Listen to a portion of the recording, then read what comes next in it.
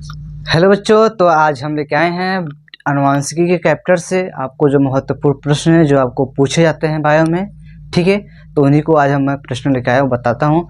और समझो कि प्रश्न जो है, ठीक है, 90 से लेके 95% चांसेस रहते हैं जो कि बोर्ड में पूछा ही जाता है। ठीक है, तो जैसे कि पहला प्रश्न है, लिंग संलग्न लक्षण को परिभाषित कीजिए।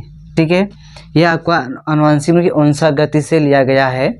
ठीक है, पूछा कि लिंग संलग्न लक्षण को परिभाषित किया, आपको इसके बारे में बताना है, या तो आपको करेगा कि लिंग संलग्न का वर्णन या विस्तार पूर्वक समझाइए। ठीक है, उसके बाद है दूसरा, डाउन सिंड्रोम क्या है, इस पर टिप्पणी कीजिए।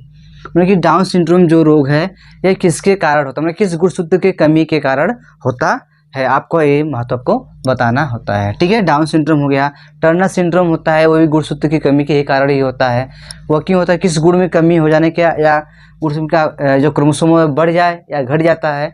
ठीक है, तो आपको ही बताना है। ठीक है, उसके बाद तीसरा प्रश्न है, मनुष्य में लिंग निर्धारण कैसे होता है।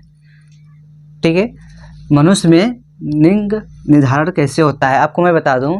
ठीक है, जो नर होते हैं, ठीक है, उनमें क्या पाया जाता है, और जो मादा होते हैं, ठीक है, नर में क्या होता है, ठीक है, एक्स और वाई होता है, दोनों की उपस्थिति, और कि मादा में क्या होता है, केवल एक्स ही होता है।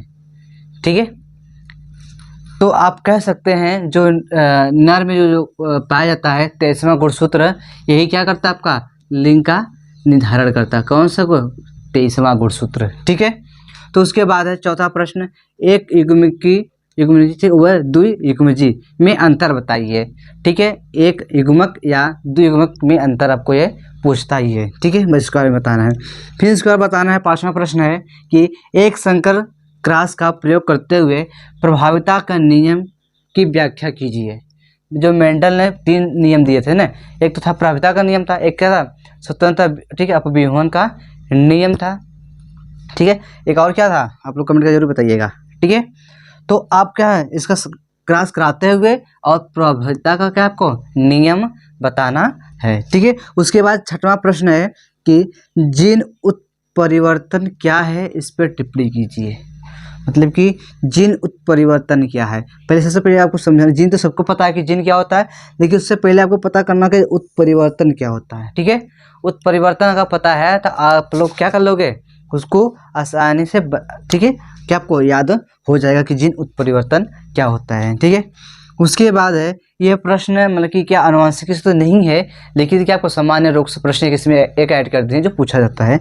ठीक है, कैंसर क्या है, इसके बचाव व उपाय बताइए। मतलब कि कैंसर क्यों होता है, किसके कारण होता है, और उससे कैसे बचा जा सकता है, और इसका उपाय, मतलब कि इसका जो उपचार होता है किससे किया जाता है, मतलब ठीक हो सकता है। ठीक है, आप लोग को तो इसी के बारे में आपको पूरे ये जो प्रश्न पूछा गया है 5 नंबर का, 5 नंबर में या तो हाँ 5-6 नंबर में ये पूछता है। किसी में सेट अलग अलग बनते हैं, किसी में पूछ देगा, किसी में नहीं आएगा, लेकिन ये आएगा जरूर। ठीक है, 2024 में ये फिक्स है, आपको आना ही आना। ठीक है, फिर उसके बाद 8वां प्रश्न, अफीम क्या है, यह आपका, ठीक है, अल्कोहल के अनुप्रयोग से जो आपको बताया गया है ना, उसी में आपका अफीम, मतलब ये क्या है, एक तरह से क्या है, ड्रग्स है। मतलब कि अफीम मतलब कि क्या, मतलब अफीम कैसे बनता है। ठीक है, अफीम कहाँ से प्राप्त होता है, किस पौधे से प्राप्त होता है, या किसी पत्ती से प्राप्त होता है, या किसी जीव या किसी अन्य से प्राप्त होता है, आपको उसके बारे में बताना है। ठीक है, शॉर्ट में, क्योंकि क्या है ना, 4 लाइन 5 से 6 लाइन लिखते तो हो जाएगा। ठीक है, उसके बाद ये आपके अंतर पूछता है कि एक्सोन्यूक्लिक न्यूक्लियेज और एवं एंडोन्यूक्लियेज एंजाइम में अंतर बताइए।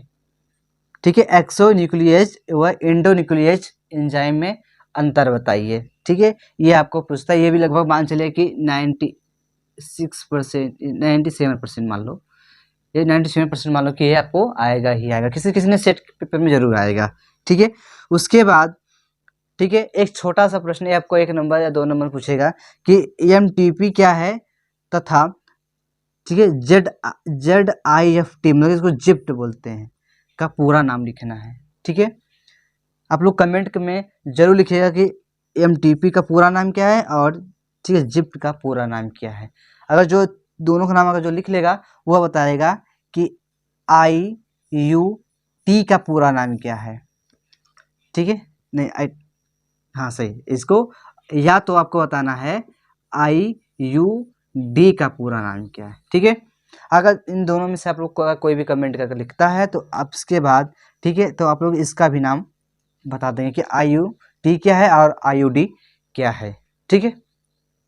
तो आई होप कि आपको यह समझ में आएगा कि आनुवंशिकी से कितने प्रश्न पूछे जा सकते हैं, ठीक है। जो प्रश्न आने वाले महत्वपूर्ण हैं उन्हीं को मैं आपको बताया हूँ, तो आप लोग इसको जरूर याद करिए। तो के लिए जय हिंद, जय भारत।